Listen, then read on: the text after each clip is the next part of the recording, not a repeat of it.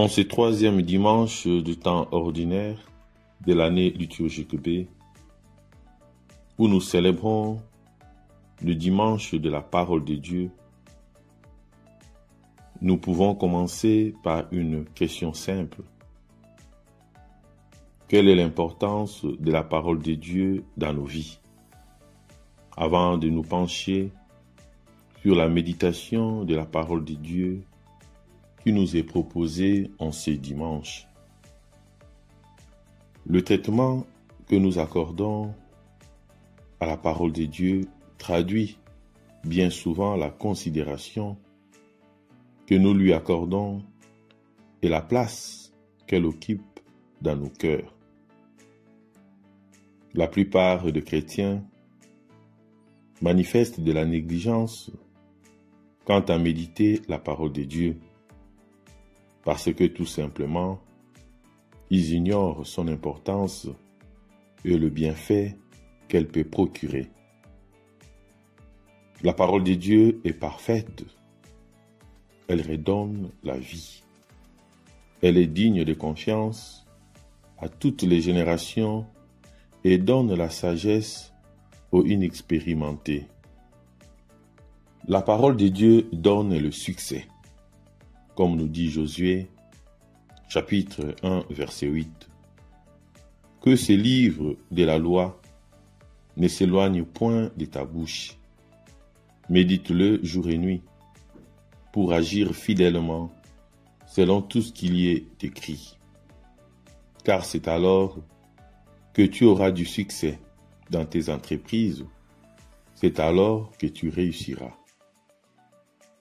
Dieu, introduisant Josué dans une nouvelle saison de sa vie, lui ordonne de méditer sa parole afin de réussir dans toutes ses entreprises. Ce commandement jadis donné à Josué est aussi vrai et d'actualité pour nous aujourd'hui. Si nous voulons réussir dans ce que nous faisons et entreprenons, faisons de la parole de Dieu notre quotidien et nous réussirons. Jésus a demandé à Pierre de jeter le filet. Et pourtant, ils avaient pêché toute la nuit sans rien prendre. Mais à sa parole, ils réussirent dans leur entreprise. La parole de Dieu est aussi le moyen par excellence d'entendre la voix de Dieu. Il reste certes vrai que dans Job, chapitre 33, verset 14, il est écrit ceci: Dieu parle cependant, tantôt d'une manière, tantôt d'une autre, et l'on n'y prend point garde. Mais la parole de Dieu est et demeure la voix officielle de Dieu, au travers de laquelle il nous parle. Un homme de Dieu a dit: ne t'attends pas à ce que Dieu te parle lorsque ta Bible est fermée. Et moi, avant-hier, mon confrère m'a offert une Bible, un cadeau que nous avons reçu pour la fête de Noël. C'est un plus beau cadeau pour moi, car Dieu est avec moi à travers sa parole. La parole de Dieu donne la victoire sur les péchés. Nous lisons dans Psaume 119, verset 11. Je serre ta parole dans mon cœur, afin de ne pas pécher contre toi. David, au travers de ce passage, nous enseigne que la parole de Dieu est une arme puissante dans la lutte contre les péchés. Rappelons-nous dans Matthieu et Luc chapitre 4, lorsque le diable est venu tenter le Seigneur dans le désert, celui-ci a vaincu la tentation grâce à la parole de Dieu. Parfois le péché nous menace simplement parce que nous ne sommes pas familiers à la parole de Dieu. En méditant la parole de Dieu, nous serons toujours vainqueurs. La parole de Dieu nourrit l'âme et le corps. Nous allons dans Matthieu 4, verset 4. Jésus répondit, « Il est écrit, l'homme ne vivra pas de pain seulement, mais de toute parole qui sort de la bouche de Dieu. » Autant notre corps a besoin d'être nourri, notre âme et notre esprit ont tout aussi besoin d'être nourris, mais celle-ci, parfois et toujours, par la parole de Dieu. Nous comprenons d'ailleurs que certains qui physiquement sont en bonne santé peuvent être aux soins intensifs spirituellement à cause de l'absence de la parole de Dieu en eux. Ils manquent de repères. En ce jour où nous célébrons le dimanche de la parole de Dieu, prions que le Seigneur nous remplisse de l'amour et de la faim de sa parole. C'est cette parole qui a créé le monde et c'est cette parole qui s'est fait chair et qui a habité parmi nous. La parole de Dieu est la lumière de notre route. Si on se retrouve dans une forêt sans issue, on est à la recherche d'une petite lumière pour s'en sortir. Et dès qu'une petite lumière apparaît, quelque part on la suit. On avance car on s'accroche à elle. Et nous cherchions comment nous en sortir et comment trouver le vrai chemin. Et nous, chrétiens, nous devons nous accrocher à la lumière du monde qui est le Christ. Oui, Jésus est la lumière du monde. Il est là pour éclairer ceux qui le suivent. Il nous promet que si nous le suivons, nous ne marcherons pas dans la nuit, mais que l'on aura la lumière qui donne la vie. J'aimerais nous encourager aujourd'hui, quelles que soient nos difficultés et soucis, de prendre conscience que Jésus est la lumière qui éclaire notre vie. Faisons confiance en notre Seigneur qui nous invite à la conversion à travers l'évangile d'aujourd'hui. Évangile de Jésus-Christ selon saint Marc, au chapitre 1er du 14e au 20e verset. Après l'arrestation de Jean-Baptiste, Jésus partit pour la Galilée proclamer la bonne nouvelle de Dieu. Il disait, les temps sont accomplis, le règne de Dieu est tout proche. Convertissez-vous et croyez à la bonne nouvelle. Passant au bord du lac de Galilée, il vit Simon et son frère André en train de jeter leurs filets. C'étaient des pêcheurs. Jésus leur dit, « Venez derrière moi, je ferai de vous des pêcheurs d'hommes. » Aussitôt, laissant leurs filets, ils le suivirent. Un peu plus loin, Jésus vit Jacques, fils de Zébédée, et son frère Jean, qui étaient aussi dans leur barque et préparaient leurs filets. Jésus les appela aussitôt. Alors laissant dans la barque leur père avec ses ouvriers, ils partirent derrière lui. Acclamons la parole de Dieu.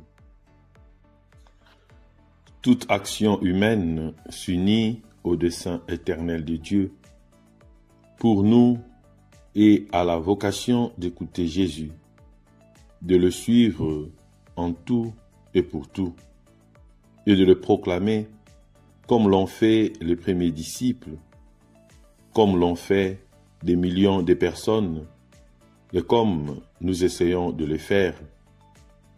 Maintenant, c'est l'opportunité de rencontrer Dieu par le biais de Jésus-Christ, parce que les temps sont accomplis. Maintenant, c'est le moment de notre vie qui nous lie à une éternité heureuse ou malheureuse. Maintenant, c'est le moment que Dieu nous donne pour le rencontrer, pour vivre comme ses enfants et faire en sorte que les événements quotidiens aient la charge divine que Jésus-Christ, tout au long de sa vie terrestre, leur a imprimée. Nous pouvons alors méditer sur les conséquences directes de la parole de Dieu.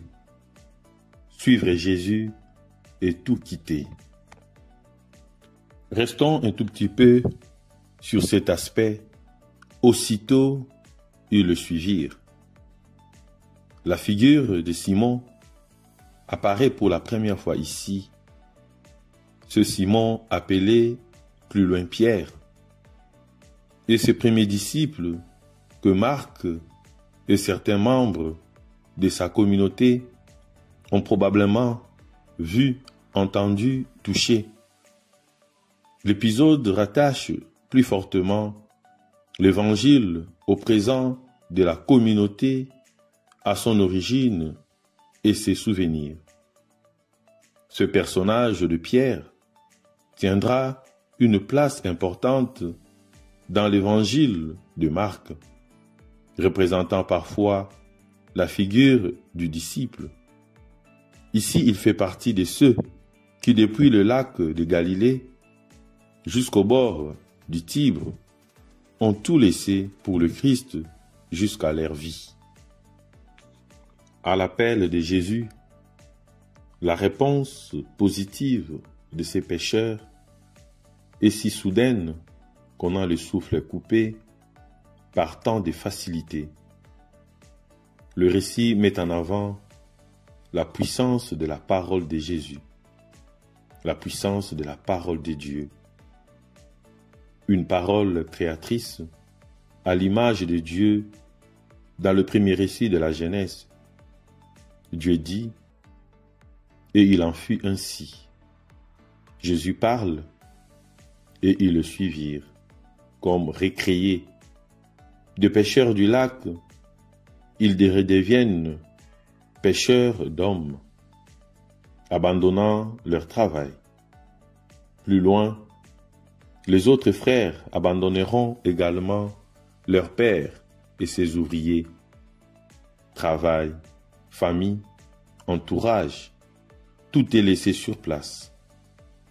Suivre Jésus oblige un lâcher-prise sur ses propres filets et l'abandon d'un confort et de principes mondains. Le règne de Dieu s'approche comme Jésus de ses pécheurs. Le temps est accompli, alors la période de la pêche ordinaire prend fin pour devenir la pêche du Seigneur, celle de l'Évangile et de la fin des temps. Sa parole de vie, appelant à la conversion, leur permet de tout laisser pour suivre Jésus aussitôt, le mot préféré de Marc. Et un autre élément qui peut marquer notre méditation, c'est tout quitter. Mais ont-ils vraiment tout abandonné? En effet, bientôt nous retournerons dans la famille de Simon-Pierre, ainsi que sur le lac, son ancien lieu de travail, en barque avec ses compagnons. D'une certaine manière, cela nous rassure quant à notre propre qualité de chrétien, ayant gardé une famille, un travail, un lieu de vie. Aussi n'allons-nous pas trop vite en réduisant ce récit à un appel de disciples parfait, parce qu'ayant tout quitté pour suivre Jésus. Et Jésus demande à ces hommes de devenir pêcheurs d'hommes. Qu'est-ce que cette expression pouvait évoquer pour ces hommes à l'époque? Et qu'est-ce qu'elle évoque pour moi aujourd'hui? Devenir pêcheur d'hommes, n'est-ce pas savoir accueillir, tendre la main offrir une écoute. Le pécheur d'homme n'est-il pas là pour manifester la tendresse de Dieu en toutes circonstances, bien loin des contraintes imposées par une loi trop stricte? La seule chose que Jésus ajoute, c'est « venez à ma suite ». Et ils y vont aussitôt en toute confiance. Bien-aimés dans le Christ, vivons le temps présent, pas hier et pas demain. Vivons l'instant présent comme les habitants de Ninive. Aussitôt les gens de Ninive crurent en Dieu, se vêtirent de toiles de sac. Jonas chapitre 3, verset 5. Et pour insister sur l'urgence du temps présent, Paul nous dit, « Frères, je dois vous dire, le temps est limité, car il passe ce monde tel que nous le voyons. » 1 Corinthiens chapitre 7, verset 26. Alors, ne perdons pas de temps. Comme le Seigneur, allons à la croisée des chemins, à la rencontre de nos frères et sœurs, et partageons leur joie, leur peine. Là commence notre mission aujourd'hui. Jésus nous promet de ne pas être dans la nuit et de ne pas être seul.